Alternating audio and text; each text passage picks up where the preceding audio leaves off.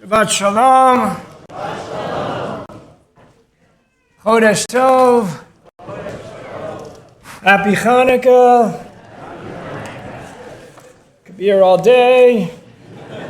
Mazel Tov to the Sachs and Shorky families on this wonderful Simcha and Shabbat.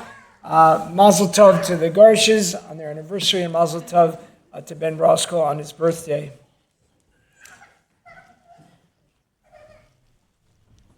It was late in the year 1196 in the Rhineland city of Worms, what's today Germany.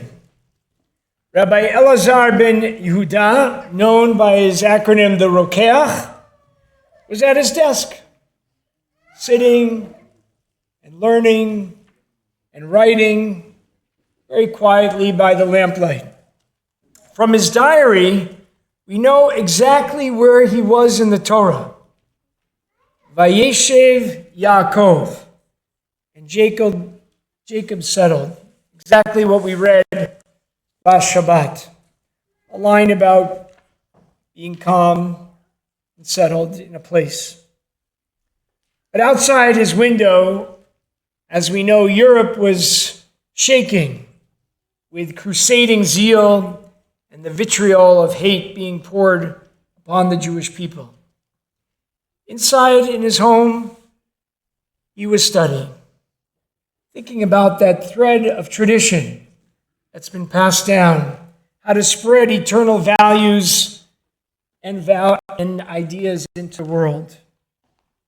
And then suddenly, his world broke. His family was attacked. 2 Christian crusaders attacked his home, murdering his wife, Dulcia, and their 2 daughters. His world was unbelievably shattered. The Rokeach then writes a beautiful eulogy, a poetic eulogy for his wife, Dulcia, not only mourning her, but naming her kindness, her leadership, her devotion. He remembered the way that she helped others in the community and the way that she held his household together so that Torah could be learned. Through his loss, through his tears in that week, he lit the Hanukkah candles.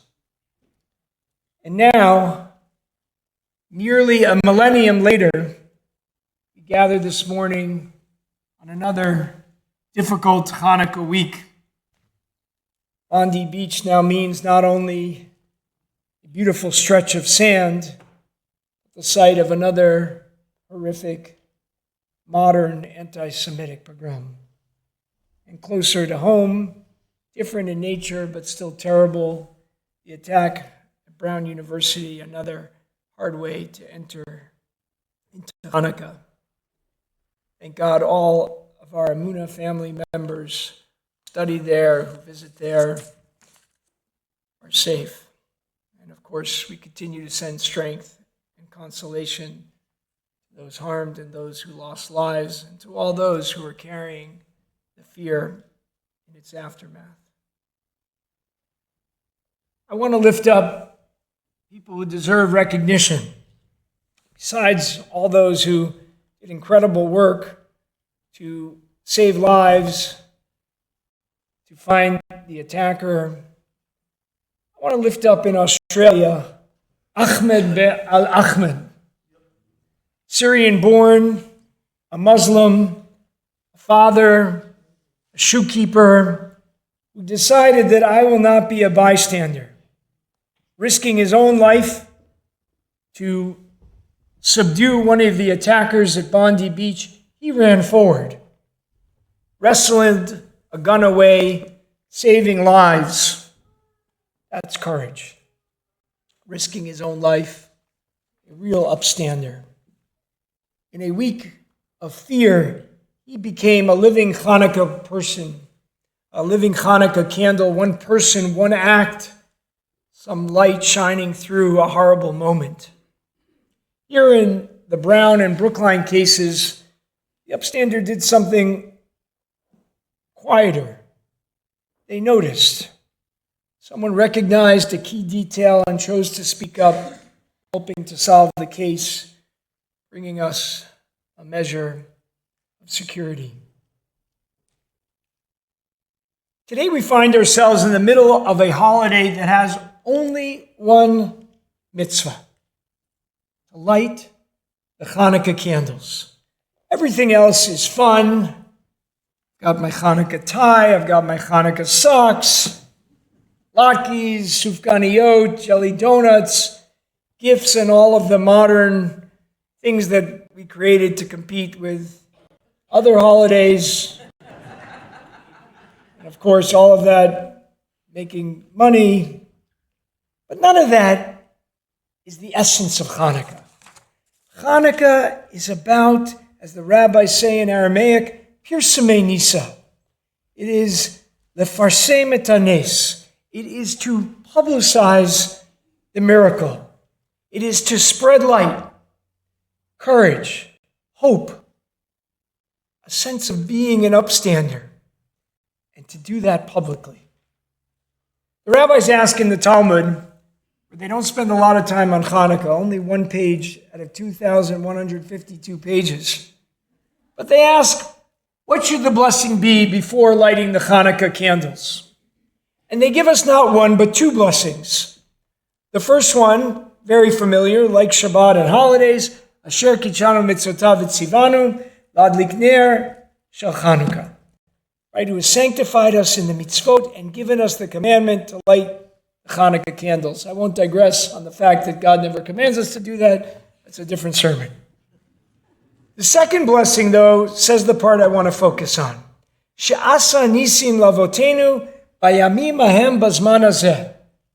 The second blessing says, who performed miracles for our ancestors in ancient days at this time of year. First one, simple, we're lighting candles.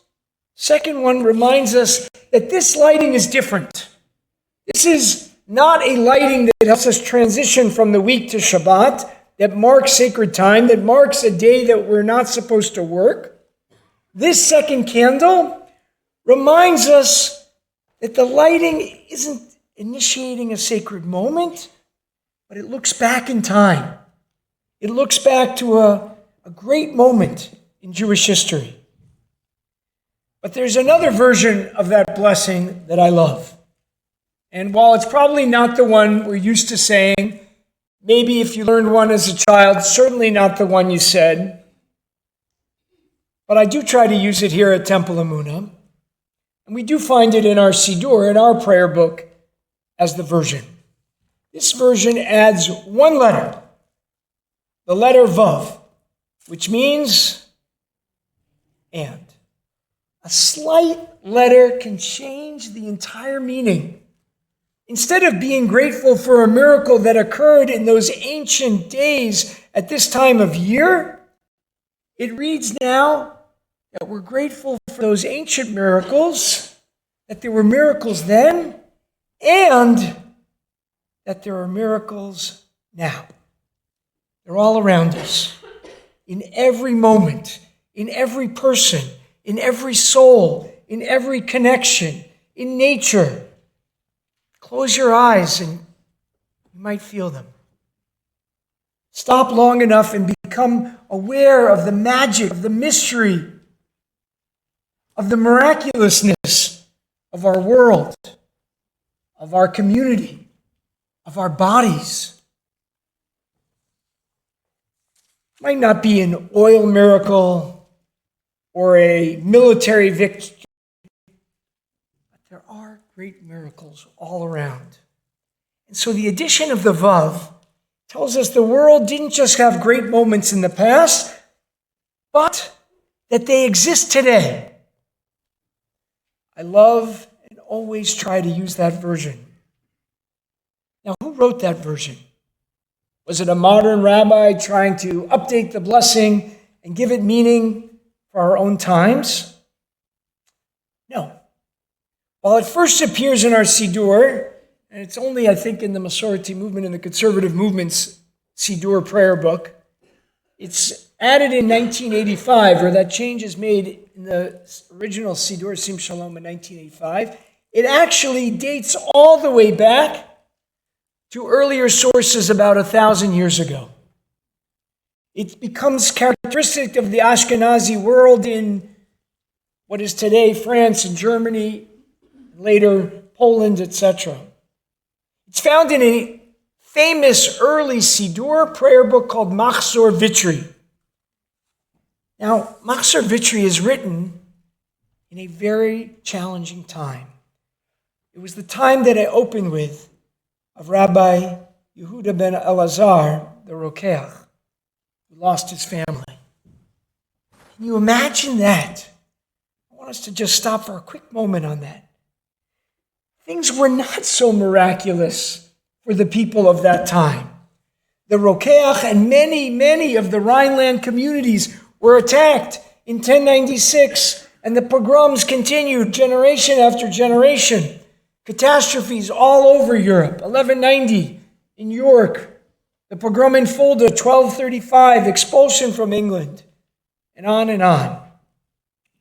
And those rabbis, those generations of Jews were the ones who added the vav to the blessing. They were the ones who weren't denying darkness, because it clearly was there, but they were refusing to let the darkness have the last word. They were reminding us to say, yes, there were miracles then, and there can be miracles now. The mystical tradition picks up on this. In the 18th century, Rabbi Levi Yitzchak of Berdichev taught that the mitzvot, the commandments, are not just symbols. They are spiritual catalysts that can transform ourselves in moments. On Hanukkah, he imagines how during the time the temple was not in use and blocked, we kept lighting in our souls lights, the Shabbat candles, the synagogue near Tamid, the eternal flame. We continue to light. And he says, quote, Biglal kein nichmeru rachamim lemala al zot ha'avodah shel hanirot. What happens on Hanukkah is that a sense of compassion is stirred above because of our dedication and the service of the lights. The lights of Hanukkah spark something that goes to realms beyond. We're asked to do one small thing, to bring light into the world and to trust that it's real. This makes a difference in our world and reverberates beyond. It can awaken rachamim, mercy, compassion, tenderness, responsibility, human decency in the world and in all of us. I'll close with my favorite mystical teacher, the Sfat Emet, who wrote in the late 19th century, who gave Hanukkah a real cadence. He was teaching that Hanukkah isn't one dramatic blaze, but it's a light that grows. He writes, Uveit Hillel svira le'aikar liot mosifa holech. That Beit Hillel teaches the essential thing is to keep increasing. Let the light grow.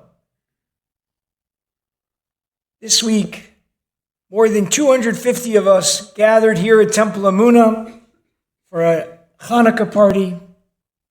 We had over 300 people in Lexington Center to light the menorah and to catch the little Chanukiot falling from the sky in parachutes from the firemen on the hook and ladder trucks.